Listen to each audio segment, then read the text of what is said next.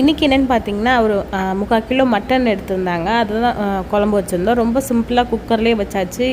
எண்ணெய் ஊற்றி பட்டை, கிராம்பு, ஏலக்காய், கொஞ்சம் சோம்பு எல்லாத்துலேயும் ஒவ்வொன்றும் போட்டுட்டு கொஞ்சம் சோம்பு போட்டு சின்ன வெங்காயம் வந்து இடித்து போட்டிருக்கோம். இடித்து போட்டுட்டு 2 பச்சை மிளகா, அதுக்கப்புறம் இஞ்சி பூண்டு பேஸ்ட்டு, தக்காளி இதெல்லாம் சேர்த்து நல்லா வதக்கிறேன். நல்லா வதங்கினதுக்கப்புறம் நம்ம சேர்த்து வச்சுருக்க மட்டனையும் இதில் நல்லா வாஷ் பண்ணி போட்டுட்டு ஒரு 2 டீஸ்பூன் சாம்பார் பொடி, அதுக்கப்புறம் 1 டீஸ்பூன் மிளகாத்தூள், கொஞ்சம் மஞ்சத்தூள், உப்பு, குழம்புக்கு தேவையான அளவு தண்ணி ஊற்றிட்டு குக்கரை போட்டு ஒரு 6 விசில் வச்சாச்சு. 6 விசில் வச்சு இறக்கிட்டு அதை நல்லா கொதிச்சதுக்கப்புறம் கொஞ்சம் மல்லித்தலை தூவி இறக்கிற வேண்டிதான். அன்றைக்கி லஞ்ச் பார்த்திங்கன்னா சாதம், முட்டை குழம்பு, அதுக்கப்புறம் வந்து மட்டன் அந்த கிரேவி, மட்டன் குழம்பு தான்.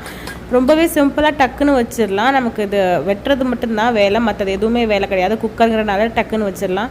ஒரு 20 to 25 நிமிஷத்துக்குள்ளே வச்சிடலாம். கண்டிப்பாக ட்ரை பண்ணி பாருங்கள். சூப்பராக இருக்கும். தேங்காய்லாம் போடாமல் தான் வச்சுருக்கோம். பிடிச்சிருந்தா லைக் பண்ணுங்கள், சப்ஸ்கிரைப் பண்ணுங்கள்.